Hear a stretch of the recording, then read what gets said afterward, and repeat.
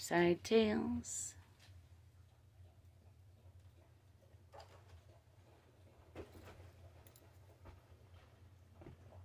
Hello, I'm Merlin, Mililli.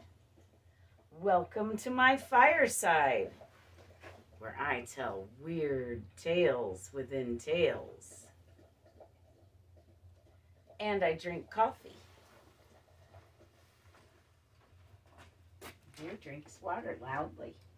Did you hear all that drinking? Bear is my dog.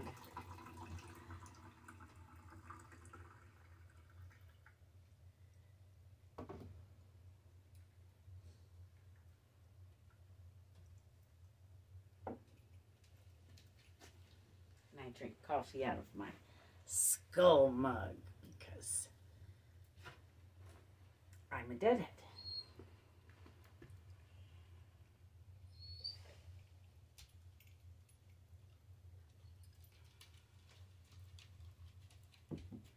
And also because I'm a deadhead,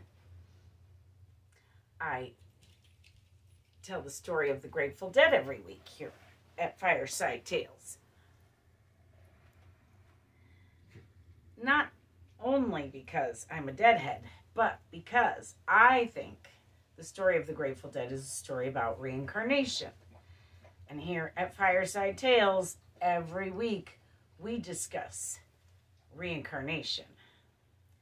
One of the reasons I make this show is because I believe firmly in reincarnation, and I seem to understand it more than a lot of others. And I wanted other people to understand it better. So, one of the reasons I am such a firm believer in reincarnation is because through meditation, I've found that I have a key to a meditative library, and it's called the Akasha, or the Akashic Records. And this place isn't a physical place, but it's a metaphysical place. And other people know about it. Other people have written about it. Mary K. Greer wrote about it. Lots of other New Age authors have written about it. So, in the Akashic Records, every soul has a book. And in each book is a recollection or a record of that soul's journeys. Who they've been, where they've been, when they have been. So, my book in the Akashic Records happens to be really big. And it fur. 'Tis the season for fur to be flying. So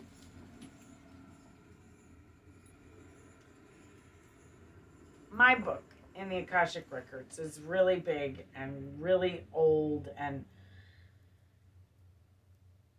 dusty. And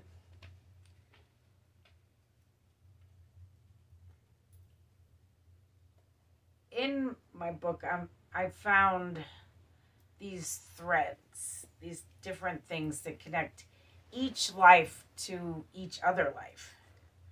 Hi, Bear. It's not quite time for lunch yet, Bear. Okay. Go do something else, Bear. So anyway, Bear is anxious for lunch. And it's not time for lunch yet, Bear. So anyway, I have threads in my book, and one of these threads is being a medium and psychic. And through being a medium and a psychic in every life, but also in this life, I've found that the spirits, if you're a medium, you can communicate with the spirits, and the spirits seem to think that reincarnated spirits are those of people who have been murdered. And if that is the case, which I haven't been able to disprove it, then I've been murdered a lot. And this is unusual, even in the Akasha. I mean, there's a few books that are the same large size as mine, but most of them are kind of average. Mine's excessively large in comparison to everyone else's book. I have more volumes. So another thread is fire. Obviously, for centuries, humans used fire to cook, to keep warm, and I did. Before we had electricity, we had fire. So fire safety is of the utmost importance. It was then and it is now, but now I live in California and fire safety is super important. So please be sure your fires are all safe. And I have water in the kettle above on the stove, and then I have water in my cauldron here, and I have water in my sprayer in my sink around the corner, which reaches. And if you have a fire outside, you should surround it with stones. Make sure there's no overhanging branches, or there won't be in future years, because you may as well use it for years to come, or leave it for other people to use for years to come. Unless you're at a rainbow gathering, in which case you're supposed to throw all those rocks back in the forest and pretend you weren't there. So, if you have a fire outside, you can put out an outdoor fire with a bucket of dirt. You should have a bucket of dirt and a shovel and a bucket of water. I used to always have a grate on my fire because I used them for cooking a lot. And I would always have a big pot of water on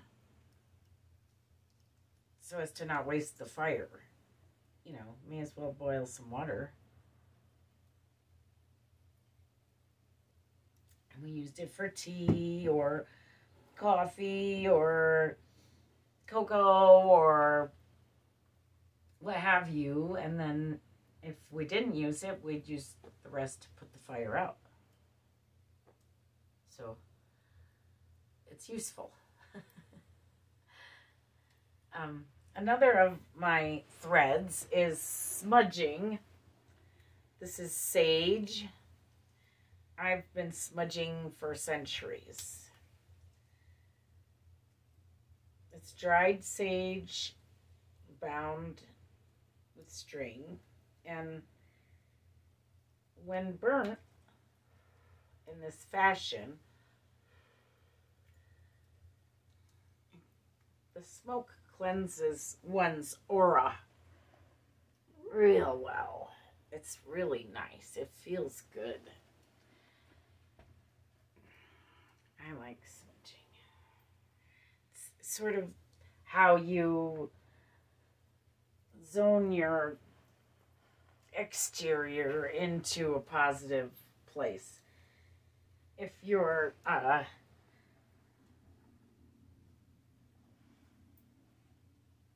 out and about, you know, other people, their negativity, their funk can get on your aura, and the sage cleans that off real nice.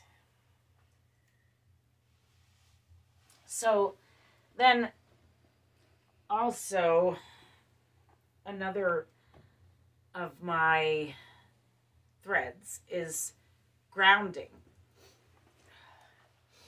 Sneeze coming on. That's not good. I take off my shoes to ground. It's just you get a better grounding if you don't have shoes on for whatever reason. Closer to the ground. So this is how you cleanse your insides from negativity. So you want to blow out all your negative.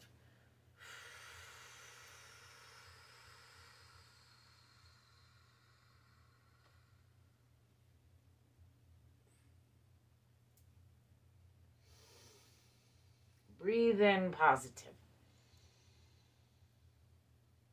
Think an uber positive thought.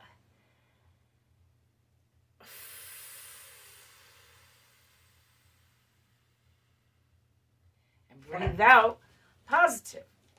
So you're breathing out your negative until you breathe out positive. By breathing in positive. So another of my threads is meditating. And through meditation, I found all of this that I'm sharing with you and that I share with you here. And now I think it's time for me to share the story of the Grateful Dead.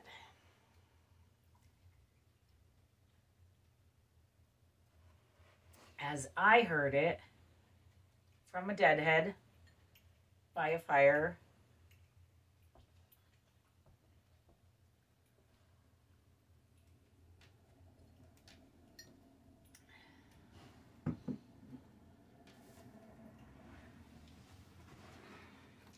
Once, long, long ago, there was a traveler.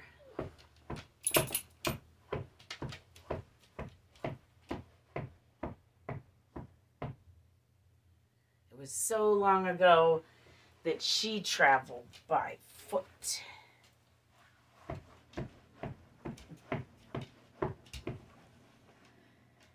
So one day, traveler happens into a little village where there's commotion.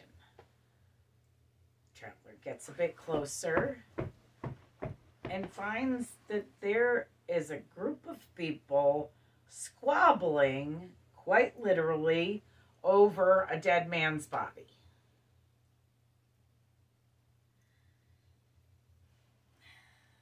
The traveler thinks this is a little disgusting.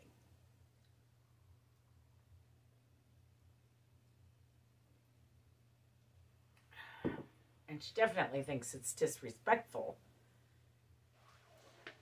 So the people are squabbling over the dead man's debts and who's going to bury him and who's going to pay for that. And then the traveler is just appalled by these people and their behavior, and so she pays the dead man's debts, and she pays for a proper burial, and she prays over the dead man's grave, and she travels on.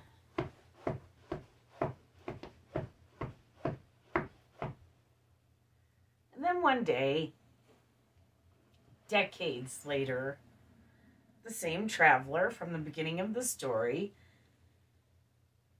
finds herself in a life or death situation.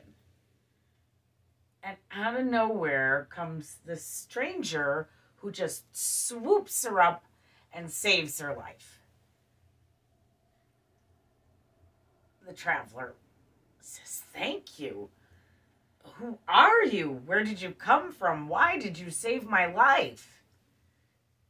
And the stranger simply says, "I am the Grateful Dead."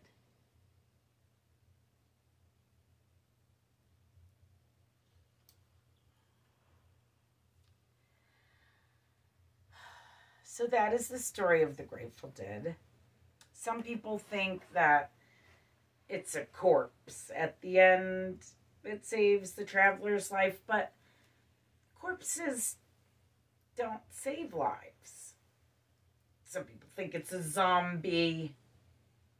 Also, zombies don't save lives. Reincarnated people, now, if they're grateful, they can save lives.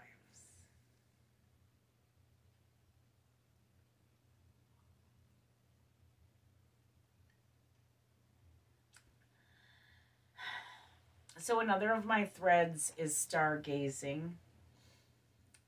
Since the inception of the band, the Grateful Dead has become a thread. In our second episode, I believe, I explain,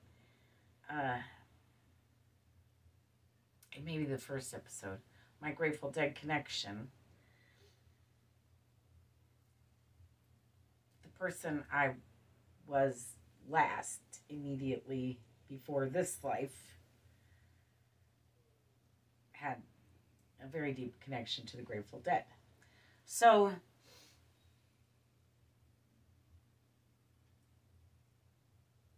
light is also another thread.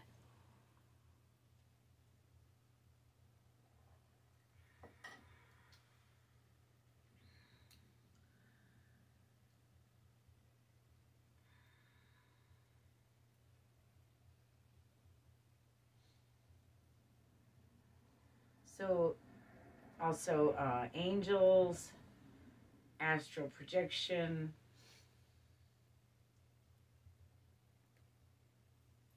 Last week we talked about Little Flower's birth parents. We've discussed the culture of ancient Peru. We've discussed what we know, the history of ancient Peru. We've discussed what I know, her story of ancient Peru. And this week we are going to discuss Little Flower's childhood. Like I've said in other episodes, last season we discussed every life in my book. And this season we're moving a little slower through each life. And we've dedicated this whole first season to Little Flower, my very first life in my book. She was an ancient Mayan. She lived about 10,000 years ago. And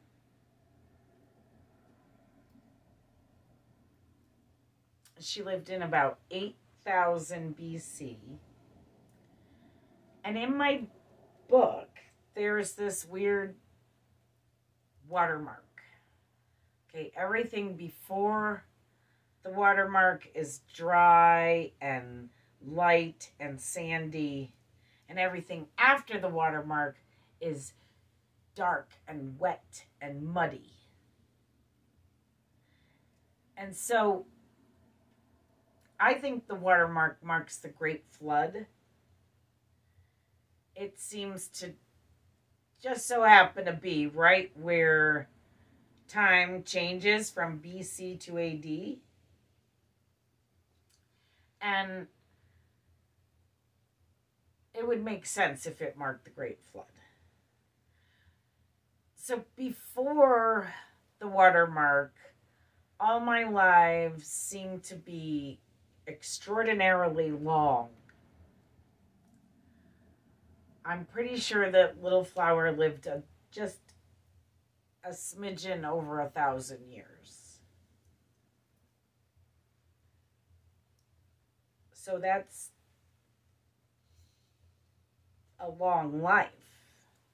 And there is a king's list carved into stone. It's in a couple of different languages. And they thought they were interpreting it wrong, but the same phenomena seems to be on the king's list that is in my book. And that is that people seem to have lived longer before the flood, and then after they have shorter lives. So Little Flower, like I said, lived for over 1,000 years. But today we're going to discuss her childhood, which is just a very little tiny sliver of that 1,000 years. She was born in a field of flowers.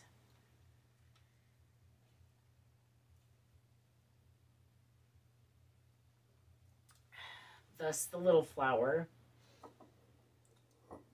In Machu Picchu, Peru. That area of Peru, mountainous.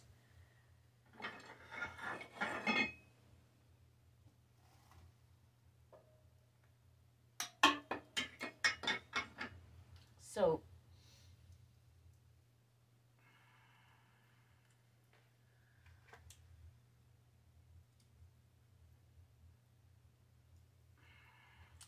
in my book, when I remember something, when I read it, you don't read it like a regular book. You read it, well, I read it by going to a certain section, touching it, and having a memory. Excuse me. So for Little Flower, I go all the way to the beginning, I touch it, and I have a memory. So I remember having a very nice childhood. Rather carefree.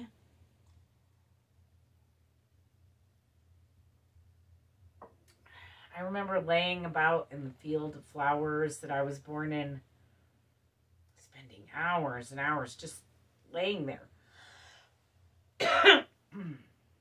I loved those flowers. And if I ever need the best memory in all of my lives, that's it. Laying in those flowers. Excuse me. I love those flowers. They were so pretty. They were just little yellow flowers, and I loved them. I guess they still sort of exist, and I still love them because they exist within my soul, within my book. My spirit guides say to me all the time that all time is happening all the time. Meaning, I think, that time is like an escalator or a ride that you have to jump on.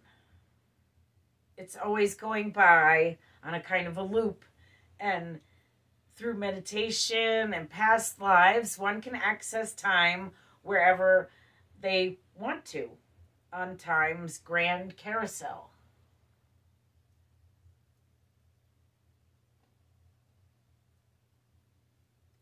But we can't lay in a field of flowers all day. So,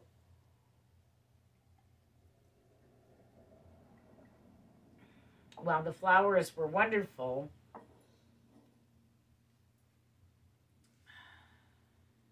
when I was only 12,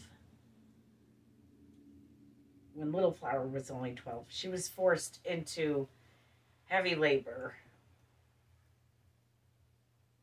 carving those steps with a stone. At Machu Picchu, they had 12-year-olds do that, carving of those steps. everyone else lived longer. So all the other jobs went to the older people, that like desk job type things that, as much of a desk job as you could have 10,000 years ago. There were no desks. There were no jobs. So,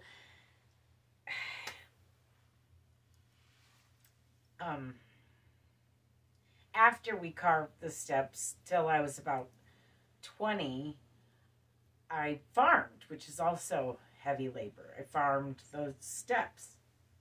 We had to put dirt in them after we carved them out. Then we had to grow things in them, harvest the things, and store the things, and start all over again in spring with seeds. And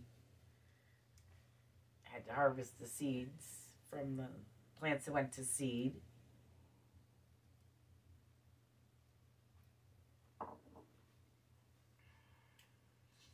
So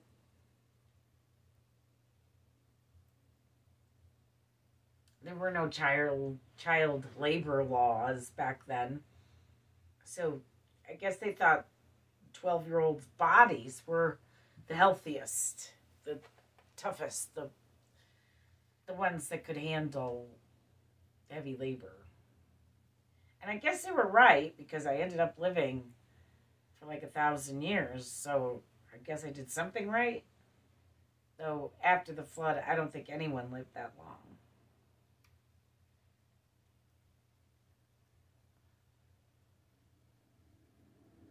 So I was able to quit my hard labor and become a teacher after a while. So that was cool. But those flowers are... I spent most of my childhood in that field of flowers. Which is a good thing, because then I was put to heavy labor. I don't have good memories of the heavy labor, but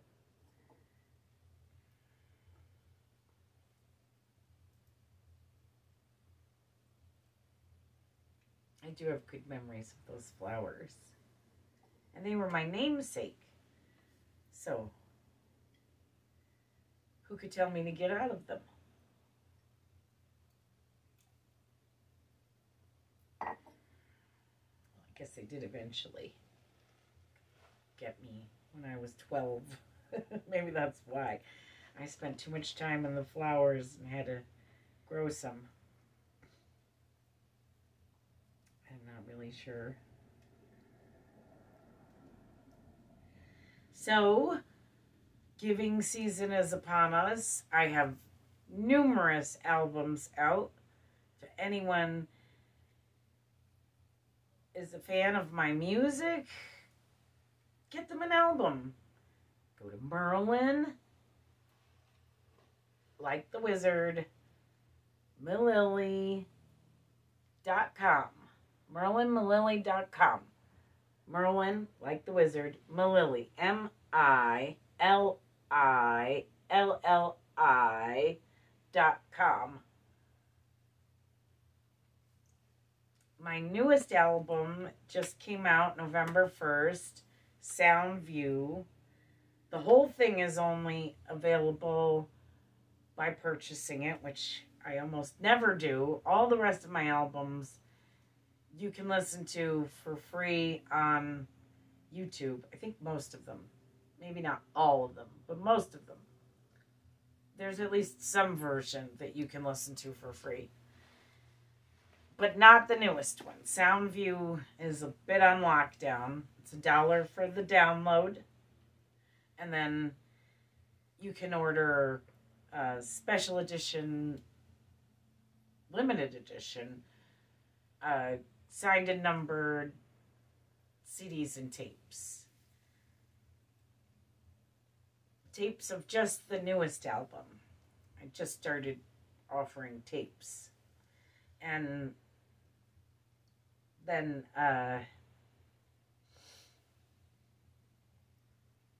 the other albums, it's either CD or DVD, but also still limited edition, signed and numbered, pretty much is what I'm going with, because they're works of art. I went to college for fine art, so just because I shifted gears into a different art doesn't mean I can't sell it the same way. So check out my new albums. I also have Potty Mouth, which is totally free to listen to online. But there's a warning on that one because I do swear. It's all my songs with swears in them. This year I finally got 12, so I went ahead and made the album. I've been collecting them over the years. And it's nothing raunchy like WAP or anything. It's, you know, just swears that happen in angry writing. So, I write songs, obviously, and I wrote... Oh, everything on Soundview and Potty Mouth are all originals. And Enchanting also, which came out September 1st, I believe. Yeah, September 1st, Enchanting came out. And that's all my chants. And those are all original songs, 12 original songs, different from the ones on Potty Mouth. Potty Mouth has 12 original songs, all written by me. Enchanting, 12 original songs, all written by me. Soundview, 12 original songs, all written by me. Soundview, the newest album, is all about where I grew up and the people there. People from there that I grew up with.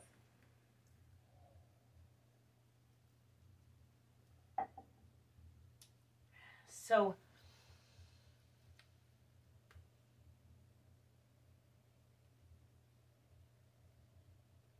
I write songs. And I wrote a new song for this show about reincarnation called Before. I've been singing it every week. And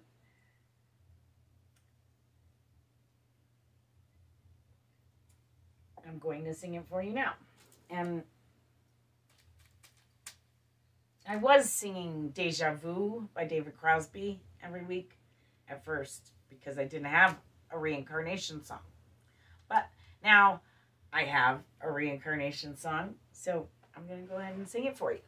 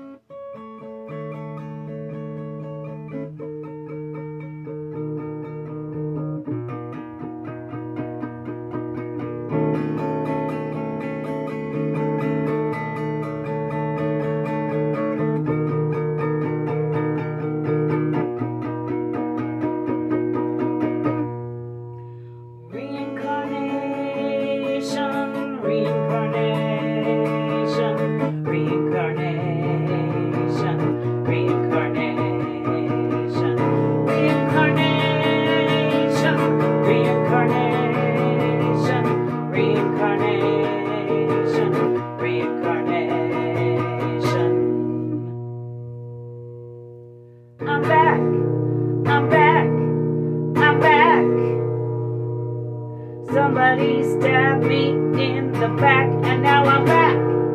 I'm back. I'm back. But I lack memory of who I was. I must look back. But I lack memory of who I was before.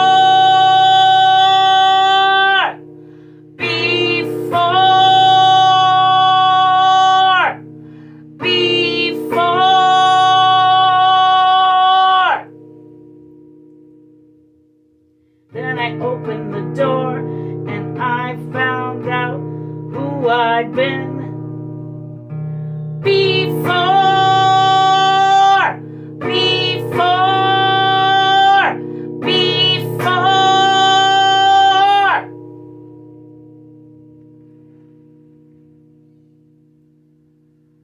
Who I was, when I was, where I was before.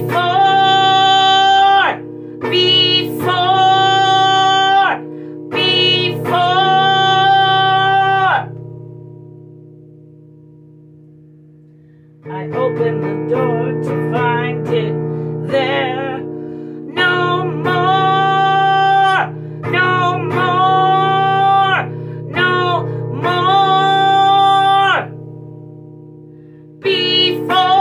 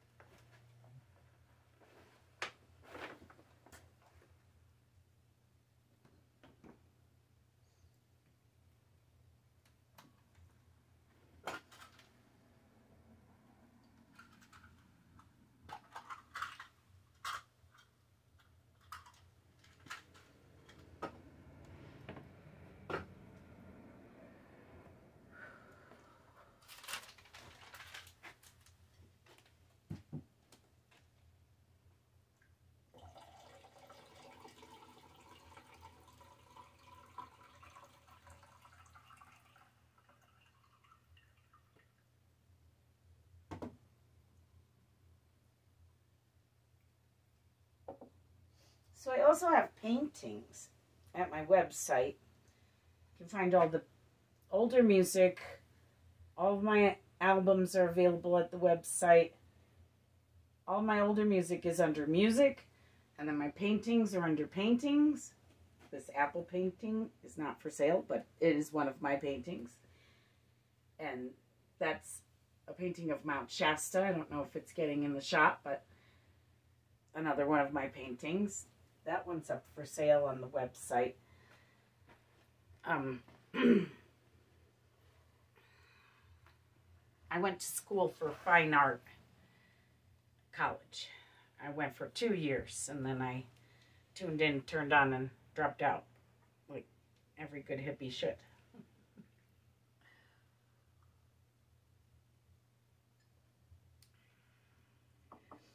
And I traveled around the country for a while, doing free kitchens, running free kitchens, feeding people for free. That was good for a little bit, and then it went sour. I write about it on Potty Mouth, the sour part. So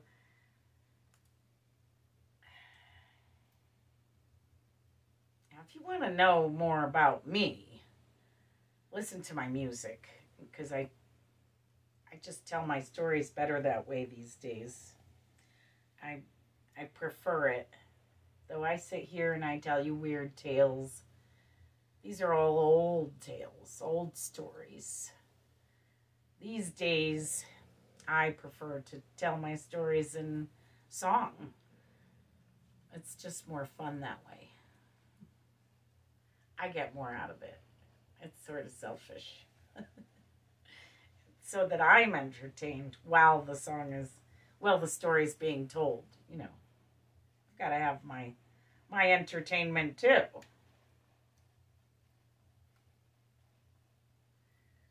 So, since we're talking about my mantle here, I thought maybe I'd take a moment to introduce my dad. In case any of you are wondering what this golden box is up here. It's my dad. Dad, the world, my dad. His ashes are in this box here, and I keep him here to be with me while I make the show. And just because it's a good spot for him. We had a wood stove in my house in Connecticut growing up. So it's a good spot for him. He's nice and warm. So I guess that's about it for me today. MerlinMililli.com. No space. Merlin, like the wizard, Merlin, Mililli, MILILLI.com. Buy some gifts for Christmas for your favorite Mililli freaks. I don't know that there even are any, but maybe there are somewhere in the world. I seem to have some fans that watch the show and listen to my music. But I haven't sold any albums, I haven't sold anything off the website so far. But I haven't monetized the website, so I don't have any advertisers, which some people say is detrimental. So it's not really me. My husband doesn't want me to monetize, so he kind of runs that show, and so I don't monetize. But I can make money off the site. You just have to buy things from there. We use PayPal. My husband has a really great PayPal record. We're not going to steal your money. Nothing's really horribly overpriced. Some people might think the paintings are overpriced, but you're getting an original painting. It's not a print. It's not a joke. It's not pretend. I'm not faking anything. It's an actual painting, and, you know, if you order it, you will get a painting. I have sold paintings, just not online. Well, no, I did sell some online. That's not true. So,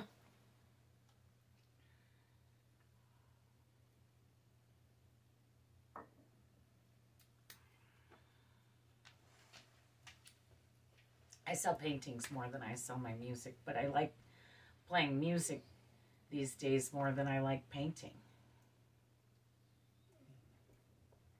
So, I don't know.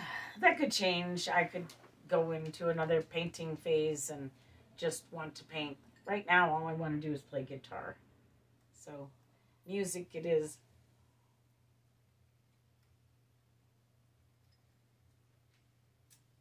Well, I guess that's about it for me this week. Thanksgiving is coming up, and I think it happens right before next Fireside Friday. So everybody have a happy and safe Thanksgiving. Happy and thankful Thanksgiving. It is always good to be grateful.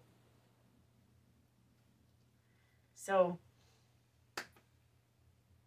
have a weird and wonderful weekend. Thanks for starting it with us.